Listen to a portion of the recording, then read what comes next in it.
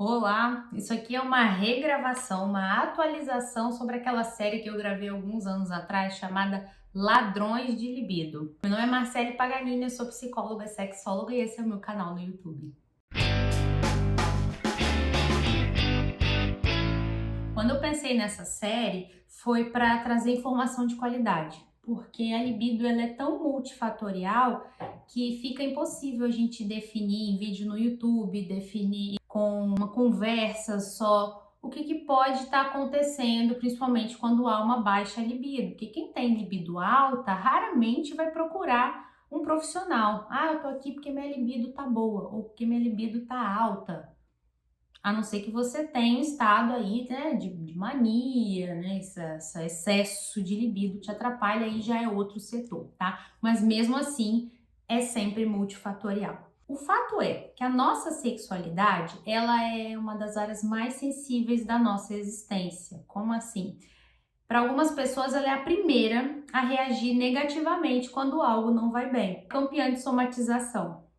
Somatização é quando algo que aparentemente não tinha relação causa um dano, um transtorno em alguma outra área. Por exemplo, quando a gente fica muito estressado, às vezes a gente tem tensão muscular. O problema foi no músculo? Você deu uma pancada aqui ou tomou um apertão? Não, você só se estressou e acabou somatizando para o seu músculo. Isso é tosco modo, tá, gente? Mas é como o nosso corpo, ele, além de ser múltiplo, ele é todo interligado. Não dá para eu pegar uma pessoa, rasgá-la em pedacinho e falar, não, só vou tratar isso aqui. Então é importante quando você for tratar a sua libido, for falar com algum profissional, que você já tenha um mínimo de informação, uma informação clara e de qualidade, que é a minha ideia quando eu gravei essa série. Aí quando eu falo de ladrões de libido, eu dividi em três áreas. A nossa libido, como ela é multifatorial, eu dividi entre área física, tá, que é o nosso corpo, área hormonal, que é a química do nosso corpo, e área emocional. Obviamente que na série eu falei muito mais da área emocional, levei os pormenores porque é minha área de atuação, eu sou psicóloga, tá? Mas eu vou falar aqui rapidinho para vocês sobre a área física e a área hormonal. O hormônio é um negócio assim que tá até na moda falar, né? Principalmente quando faz um exame lá e vê que a testosterona tá baixa e fala, não, Por isso que você tá sem libido. gente, a testosterona sozinha, ela não faz nada. Inclusive, é um grande mito de dizer que os homens têm intrinsecamente, internamente mais libido só porque eles têm mais testosterona. Não, tá? A nossa orquestra hormonal tem que estar afinada, tem que estar muito bem, tem que estar funcionando direitinho para a libido funcionar. O que acontece a diferença homem e mulher é que socialmente a mulher já tem um déficit em relação à sexualidade. Socialmente, emocionalmente não é incentivado, não é bonito para a sociedade uma mulher que é livre sexualmente falando. Mas para o homem isso é muito incentivado, isso é uma questão de valor, enfim, eu não vou entrar a respeito disso. Mas culpar só uma testosterona chega a beirar assim a falta de inteligência, a falta de estudar, sabe? Eu falo falta de inteligência até de profissionais da saúde, não tô falando de você, paciente, porque você também não é obrigado a saber, né? Mas se a gente olhar para a testosterona isoladamente, partindo do princípio que homens e mulheres têm discrepância na libido por causa desse hormônio, é over. Aí que a gente chama para um outro assunto, que é a pílula anticoncepcional, considerada uma das grandes vilãs da baixa libido para as mulheres, porque até hoje não tem pílula anticoncepcional masculina, ou tem. Eu lembro que ela não foi aprovada porque causava dor de cabeça e risco de trombose nos homens. Enfim. A questão toda da pílula anticoncepcional é que houve um uso desenfreado, como se ela fosse a solução para a nossa natureza, para a gente poder fazer sexo sem ter filho. Realmente foi assim um marco na nossa história para controle de natalidade, mas os malefícios foram sendo descobertos com o tempo, à medida que o tempo foi passando. E hoje a gente sabe que a pílula anticoncepcional não é para todo mundo, não é. Não, você tem que tomar. Cada caso é um caso. O bom é que hoje nós temos vários métodos contraceptivos, então você não precisa ficar refém da pílula anticoncepcional se ela não for a melhor opção para você. Agora pensa comigo, se a pílula anticoncepcional é a vilã, ela rouba a libido das mulheres, então a gente ia ter um exército de mulheres sem desejo por aí e não é o que a gente vê. Ela tem comprovação de que afeta, sim, algumas pessoas. E se você é uma dessas pessoas, você não deve utilizar. Ah, Marcele, mas eu só posso usar ela de método contraceptivo. Aí você vai conversar com o seu médico, a sua médica, para balancear a sua orquestra hormonal, para ver aonde essa pílula tá te roubando ali de química para o negócio fluir, sabe? É mais simples do que a gente pensa. Eu quero que você reflita antes de condenar um único fator, tá?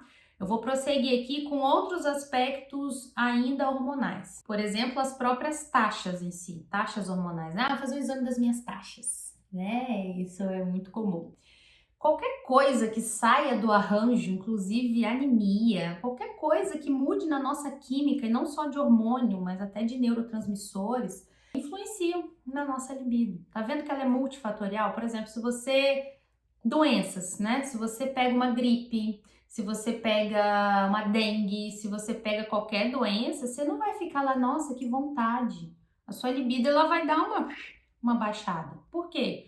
Para ligar para o corpo gastar energia para você ficar bem, tá? Então já aconteceu de chegar paciente aqui se recuperando de cirurgia, se recuperando de alguma questão corporal, com o braço quebrado, tomando medicação nova e falando, libido foi embora e o médico falou que é psicológico, por isso eu tô aqui. Muitas vezes o próprio profissional não teve o cuidado de olhar para essas taxas, por isso que eu amo fazer um trabalho multidisciplinar. Um médico que, né, que gosta dessa troca, é médico, fisioterapeuta pélvico, outros colegas, porque a gente consegue conversar e a gente tem que ter esse cuidado. Outra questão hormonal muito importante é durante a gestação. Se você for olhar só para as taxas da gestação, é esperado que essa mulher tenha um aumento de libido. Marcele, por que minha mulher não aumentou a libido? Ai, Marcele, eu tô com baixa libido, tô grávida. Não se desespera, não arranca os cabelos ainda, mesmo porque ele vai cair depois da gestação. Volta. Lembra que eu falei que nós somos multifatoriais? Então a gente não sabe o que essa combinação de mudanças hormonais, mais cultura, mais alguma outra alteração no corpo, que às vezes aumentou uma taxa, mas chega um lugar aqui que ela não consegue ser recaptada, chega algum lugar aqui que isso acaba não fluindo, não se tornando, no fim das contas, não gera libido. Quando a gente pega uma gestante, eu gosto muito que a minha dermatologista falou uma vez, gestante é igual unicórnio. Ninguém mexe com ela, mesmo porque a gestação é uma fase, tem início, meio e fim. A gente não usa medicação para libido de gestante, o que a gente usa é terapia cognitiva comportamental. E se tiver ali alguma questão que a gente pode fazer para essa gestante ter uma vida sexual saudável, que é muito benéfico para o relacionamento, para o bebê, porque são várias sinapses nervosas, é saúde, é saudável. A gente pode fazer alguma intervenção comportamental, a gente faz. Também, o bom obstetra vai saber avaliar e dizer, olha, pode ser uma anemia, pode ser alguma coisa para acompanhar. Fora isso, a gente não entra, por exemplo, vamos balancear essa testosterona para você ter mais desejo. A gestação é o momento de gestar, tá? Não quer dizer que você tenha que ficar ali no limbo sem fazer sexo, mas não é uma prioridade a relação sexual, apesar de ser importante, entendeu?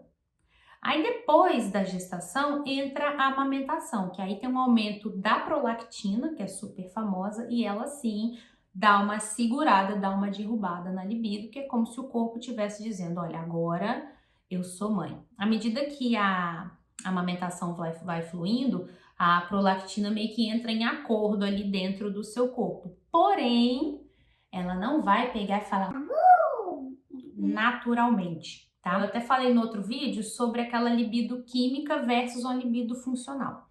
Boa parte da nossa libido é relacionada a questões físicas e hormonais, mas grande parte também é emocional. Mas agora você pensa, você tá ali com o peito cheio de leite, tá tentando assimilar aquela criança que estava na sua barriga e que saiu, a sua família tá uma zona, o seu relacionamento vocês estão ali tentando sobreviver entre trocas de fralda, etc e tal. Então não é hora de você pesar a sua vida e nem seu relacionamento focando exacerbadamente em sexo. Mas a gente não tá fazendo. Ok, vocês têm energia emocional? Tem condições da gente tratar isso, da gente fazer uma terapia? Ah, Marcele, agora não. Então dá um tempo, vão ser felizes, vão fazer quando der. Ah, Marcele, dá sim. Então, bora começar. O importante é não se pesar. Por quê?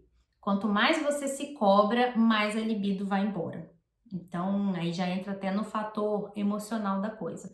Só que o nosso emocional, ele responde ao físico e ao hormonal e vice-versa. Por isso que muitas vezes, quando você tem um problema hormonal, você sana o problema hormonal, o emocional segura a sua libido. É bem complexo mesmo, tá? Então, eu recomendo que quando você sanar um hormonal que estava baixando uma libido, ela ficou por mais aí de 3 meses, é interessante você fazer uma terapia para reensinar o seu cérebro como que a gente vai reagir a essa química funcionante. E como que a gente trabalha o hormonal? É só fazendo exame e tomando medicamento?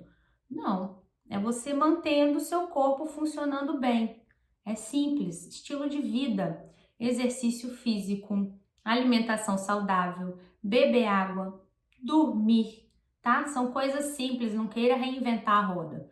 Se você tem ali um estilo de vida saudável, por mais que ocorra um desarranjo, é muito mais fácil você voltar para o arranjo. É muito mais fácil você voltar ali para o natural. Agora, se você não tem um estilo de vida saudável, se o nosso corpo foi feito para movimento, ele foi feito para sexo, ele foi feito para a gente correr atrás das coisas, ele foi feito para isso. E a nossa evolução ali de ter celular, de ter televisão, o corpo não acompanhou, então a gente precisa correr atrás desse prejuízo. Então tenha sim um estilo de vida saudável pela sua sexualidade também. Ah, Marcele, você disse que ia falar de hormonal e físico. O que tem a ver o físico? Olha, isso inclusive não estava no outro vídeo. A questão física que a gente mais vê, que atrapalha, que derruba a libido, é a parte muscular pélvica. Mas o seu corpo enfraquecido, no geral, também não tem desejo, não tem libido, tá? Mas uma pelve fraca, enfraquecida, ela não vai responder bem ao ciclo de resposta sexual. E quando você não fecha o seu ciclo de resposta sexual, tem algum problema ali no desejo, na excitação, no estímulo e no orgasmo, se alguma dessas partes do seu ciclo não fecha, a chance de você voltar a entrar no ciclo vai ficando cada vez menor. Então, se você consegue fechar o ciclo toda vez bonitinho, saudável, a chance de você fazer e ter mais qualidade é muito maior. Quando você está com uma pelve enfraquecida, seja homem ou mulher, você não consegue ali ter uma questão mais plena da sua sexualidade. Por exemplo, uma mulher que tenha a vagina enfraquecida, ela sente menos prazer na penetração. Muitas vezes acontece de ter muita pele por cima do clitóris e aquele clitóris não é tão fácil acessado pelo lado de fora, combinado com uma fraqueza interna. Então, aquela mulher ela vai desinteressando de sexo, porque toda vez não tem orgasmo e tal, isso é a mente falando, tá? E para os homens, quando você tem ali uma área pélvica enfraquecida, um pênis que não segura muito tempo, você pode ter ejaculação precoce, você pode ter disfunção erétil e isso vai contribuindo para que você venha a fugir de situações sexuais. Inclusive, pode acabar com o desejo. E muitos desses homens que têm a musculatura enfraquecida acaba não tendo nem excitação, que é para não entrar naquela de não vou conseguir, eu vou ficar pouco tempo, ou o pênis não vai subir, enfim, tudo isso influencia. E como é que a gente faz para tratar isso? Fisioterapia pélvica. Mas combinado com a fisioterapia pélvica, um corpo que funciona bem, que é saudável, ele vai responder muito, mas muito melhor a fisioterapia pélvica. Por isso que eu digo, gosto bastante de fazer trabalho multidisciplinar. O profissional que virar para você e falar: eu resolvo tudo da sua sexualidade, você pega e sai correndo, porque a gente não tem cognição suficiente para saber tudo sobre todas as coisas. Tem áreas que não dá. Eu sou psicóloga, eu trato tudo. Eu não acredito nisso, tá? Por isso que eu me especializo, vou entranhando, por isso que eu tenho equipe, eu tenho colegas que sabem mais que eu, por exemplo, de distúrbios alimentares, enfim, várias questões. A minha ideia com essa série é te informar, é que você, quando for buscar um tratamento, quando você for se avaliar, você souber por onde começar e para onde ir, tá bom? Se você tiver alguma dúvida, você manda no meu direct ou manda aqui nos comentários que eu vou fazer o possível para responder ou quem sabe gravar um outro vídeo, tá bom? Um beijo e até o próximo. Tchau, tchau!